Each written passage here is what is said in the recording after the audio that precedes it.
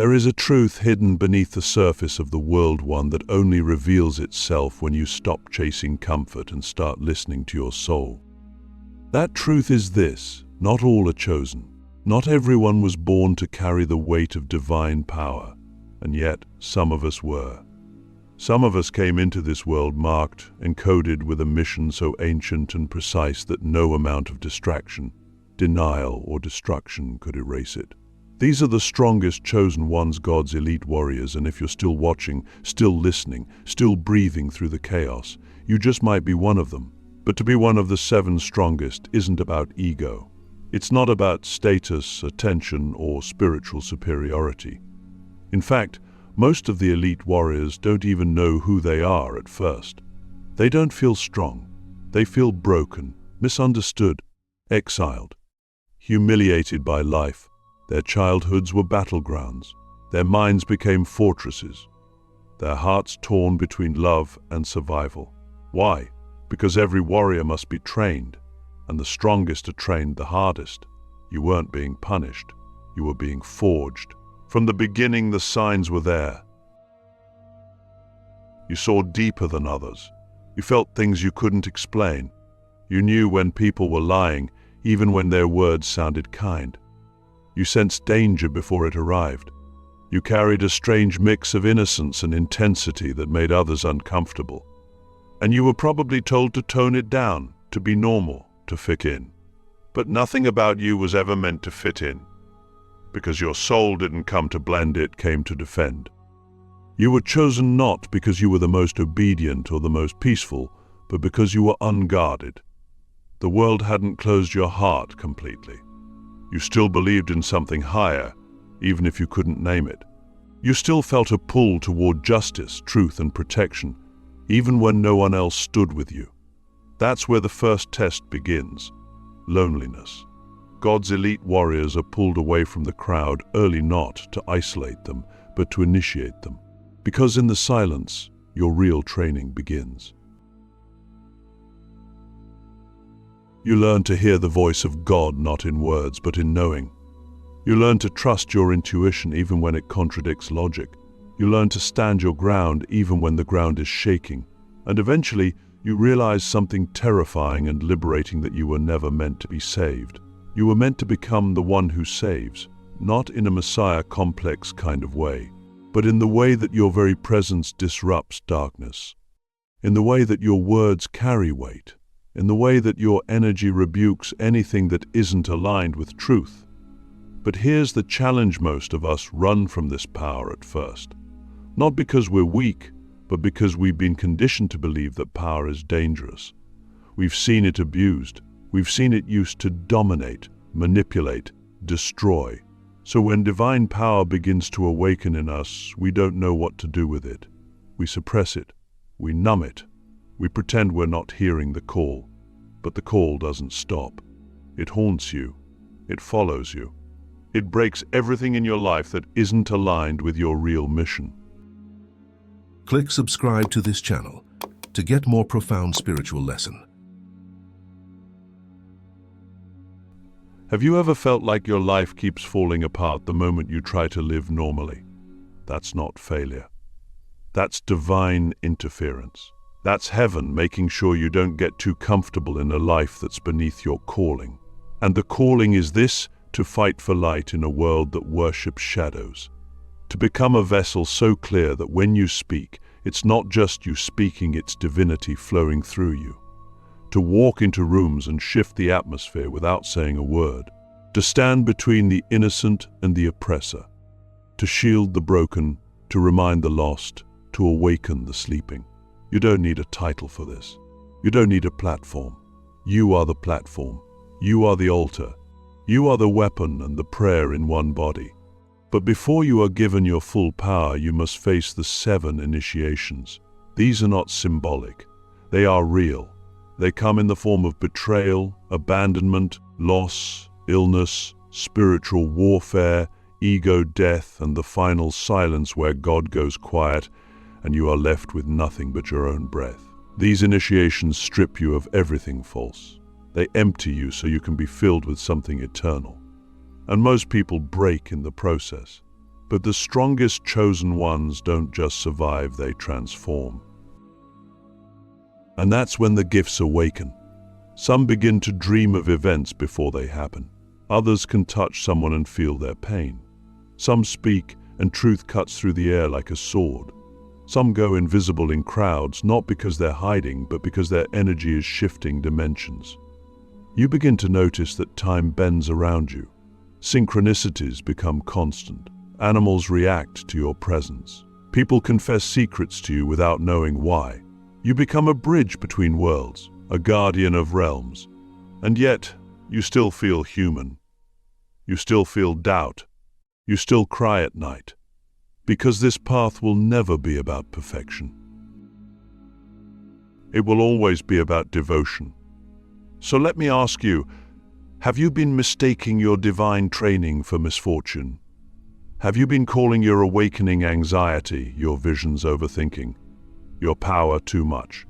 What if every breakdown was a sacred breakthrough in disguise? What if every loss carved space for a deeper weapon within you to activate? In the next part, we will go deeper into the 7 initiations of God's elite warriors, what they are, how you recognize them, and how to navigate each one without losing your soul. This is where the path gets real. This is where the weak are separated from the forged. And this is where you begin to remember not just who you are, but why you were chosen. To be one of God's elite warriors is to walk a path that few understand and even fewer survive. Not because you're better than others, but because your soul was chosen to hold a weight most cannot carry. And the only way to prepare a soul for that weight is through fire, through divine initiations that burn away the human layers until only the eternal remains. These 7 initiations are not random. They are precise, orchestrated by higher intelligence, and they arrive exactly when your soul is ready to be tested. Not to see if you'll break, but to see if you'll become. The first initiation is betrayal. It comes like a knife, often from those closest to you. Friends, family, lovers, people you trusted deeply. And when the betrayal hits, it doesn't just wound your heart. It shatters your foundation. You begin to question everything you're worth, your discernment, your purpose. But betrayal isn't meant to destroy your trust in people. It's meant to awaken your trust in God. It forces you to stop outsourcing your guidance and start listening inward. It teaches you to stand alone so you can later stand for others. This is the first cut of the warrior's blade, clean, sharp, and unforgettable. The second initiation is abandonment. This is where the world goes silent. People leave. Opportunities vanish. You're left with nothing but your breath and your questions. It feels like exile. But in truth, it's sacred separation. God is pulling you away from the noise so you can hear the whisper of your true self. In this initiation, you learn how to walk without validation, how to pray without words, how to sit in the dark and not beg for the light, but become the light. This is where your roots grow deeper than fear. The third initiation is loss. Something you love, someone, a dream, a version of yourself dies. And the grief is not just emotional, it's spiritual. You feel like something inside you is being ripped out by force, and it is. Because what you lose here is not just a thing or a person. You lose your attachment. You lose your illusion of control. You lose the belief that anything external can complete you. If you survive this, you rise with a sacred detachment. You still love, but you don't cling. You still hope, but you don't fear. You become a vessel, not a beggar. The fourth initiation is illness or crisis of the body. For some, it's disease. For others, it's chronic fatigue, anxiety, or mysterious pain the doctors can't explain. But underneath it all, your body is purging. Your vessel is being recalibrated to carry divine frequency. You're being slowed down so you can listen. You're being emptied so you can be filled. Many try to fight this initiation with force, but the true warrior surrenders not to weakness but to alignment. You allow the body to become a temple, not a prison. The fifth initiation is spiritual warfare. This is when darkness comes for you. Nightmares. psychic attacks, confusion, doubt. You begin to question your own sanity. But this war isn't about defeating demons, it's about mastering your own frequency. You realize that light isn't just love, it's command. You stop begging and start declaring. You stop hiding and start shining. This initiation teaches you that power without authority is chaos. But when your authority comes from God, no darkness can touch you. You don't fight evil, you outshine it. The sixth initiation is ego death. This one is brutal. Everything you thought you were, your titles, your beliefs, your identity, gets stripped. You look in the mirror and don't recognize yourself. You feel like you're dissolving, and you are, because the warrior cannot serve two masters, God and ego, so the ego must die. And when it does, something stunning happens. You begin to feel free in a way you never imagined. You realize you don't have to prove anything.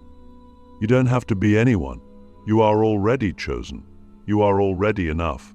The seventh and final initiation is the silence of God. After all you've endured, there comes a moment when heaven goes quiet. No signs, no synchronicities, no comfort, just silence. And in that silence, your final test begins. Will you still walk in faith when you feel nothing? Will you still act with purpose when you hear no voice? This is where warriors are crowned. Not in visions, not in miracles, but in faith without evidence. Because when you move in that kind of faith, heaven has no choice but to respond. Now let me ask you, which of these initiations are you in right now? And more importantly, have you been trying to escape something you were meant to complete? Because the truth is, you can't skip steps. You can't fake mastery. You either pass through the fire or you remain unformed. And the world doesn't need half-awakened people right now. It needs warriors who have earned their light. In the next part, we will reveal the 7 divine powers that awaken once you've passed through these trials. These are not gifts you can learn, they are activated only through experience, only through surrender, only through the pain that refines rather than destroys. This is where your real mission begins. Once you've crossed the fire, once the old has been stripped, once the ego has shattered and the silence has been endured, you don't return as who you were. You emerge as something entirely new. Not just healed, not just awakened, but activated. This is the moment where many expect peace, ease, clarity. But what truly arrives is the weight of responsibility, because now your divine weapons are awakening. These are not metaphorical. They are real spiritual technologies encoded in your soul, waiting for the exact moment your vessel is ready to wield them. And they don't activate through study or mimicry. They awaken through initiation, through pain, surrender, and obedience to a higher calling. The first weapon is divine discernment, the ability to see through illusions instantly. After betrayal and abandonment, your eyes evolve. You no longer hear only words, you hear frequencies. You no longer see personas, you see intentions. You can walk into a room and immediately sense what's real, what's fake, what's light, and what's hidden. This isn't paranoia, it's clarity. It's not about judging others, it's about protecting your field. You no longer waste energy on masks. You recognize truth by how it feels, not how it looks. And this gift alone changes how you move, who you trust, and what you give your time to. The second weapon is energetic authority. This isn't loud. It doesn't need to be. It's the unshakable presence that enters with you and shifts the atmosphere. People feel it. Animals feel it. Even spirits recognize it. You don't need to shout to be heard. You don't need to demand respect. It is given, almost involuntarily. Why? Because your energy no longer wavers. You've passed through too much to be moved by small storms. This authority is rooted in your alignment with truth, and it makes you a stabilizing force wherever you go. You become the calm in chaos, the eye in the storm, the one others instinctively turn to when things fall apart. The third weapon is sacred speech. After ego death, your words gain a different weight. You no longer speak to impress, you speak to impact. You've learned that silence is powerful, and so your words become sacred currency. Every sentence you speak carries vibration, intention, transmission. You might find people coming to you just to hear you speak, not because you're eloquent, but because your voice carries something deeper, something coded. You become a channel, not a performer, a messenger of truth, not just a talker of facts. And when you speak from this place, things change, walls fall, hearts open, timelines shift. The fourth weapon is spiritual vision. This isn't just about seeing auras or having dreams, it's about being shown the architecture of reality. You begin to perceive behind the veil.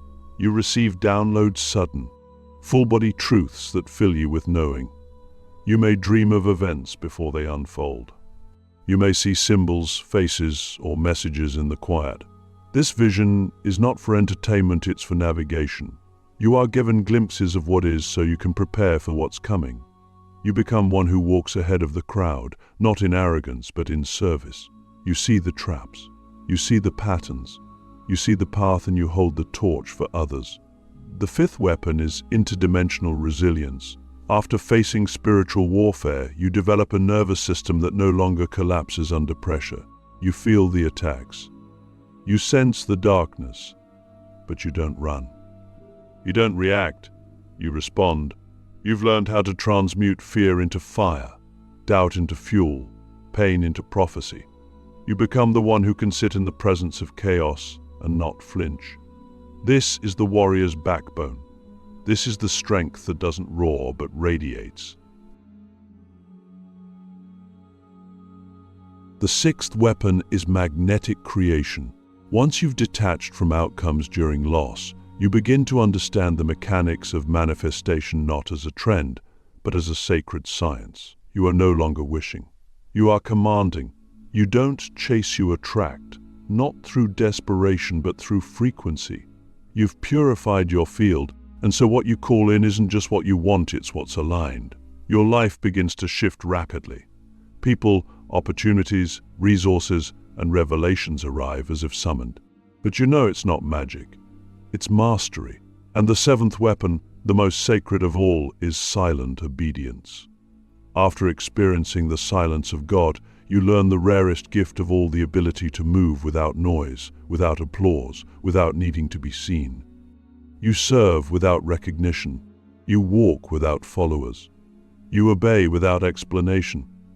You have become so attuned to the divine that you no longer need confirmation. You just know. And in that knowing, you become unstoppable, not because you're loud, but because you're aligned. The most dangerous warrior is not the one who fights the most, it's the one who walks with God in silence and certainty. So let me ask you, which of these weapons are awakening in you? And more importantly, are you afraid of your own power? Because that's the final trap, that you will mistake humility for hiding or modesty for muting. But the truth is, you were never meant to be invisible. You were never meant to apologize for your radiance. You were meant to be witnessed, not for attention but for transmission. You are a reminder to the world that divinity walks in human form. In the final part, we will reveal the missions of the 7 strongest chosen ones, what they were sent here to do, how they remain hidden in plain sight, and why their time is now. This is the moment where power meets purpose. Every warrior is forged for a reason. Every soul branded by the divine fire is sent with a mission too sacred to be spoken, too dangerous to be misunderstood. And now, after the trials, after the activations, after the silent obedience, you are ready to remember. You are not just one of the 7 strongest chosen ones. You are one of the 7 beacons sent to anchor heaven on earth. Not through religion, not through domination, but through presence, precision, and power. These 7 are not clones. They do not operate the same. Each carries a different divine code. Each was born to fulfill a unique mission that, when activated together, forms an unbreakable circle of light around this planet. They are not here to be worshipped, they are here to awaken. And their time is now. The first is the Guardian. Their mission is protection. They stand between innocence and harm, between truth and distortion. They are the spiritual bodyguards of the planet, often unnoticed, but always watching. Their energy is impenetrable, not because they are aggressive, but because they are sovereign. The Guardian doesn't chase conflict, they absorb it, transmute it, and shield those who cannot yet shield themselves. When they speak, it's a warning. When they move, it's to block the blow meant for another. The second is the architect. This one sees beyond time. They are the visionaries, the blueprint holders.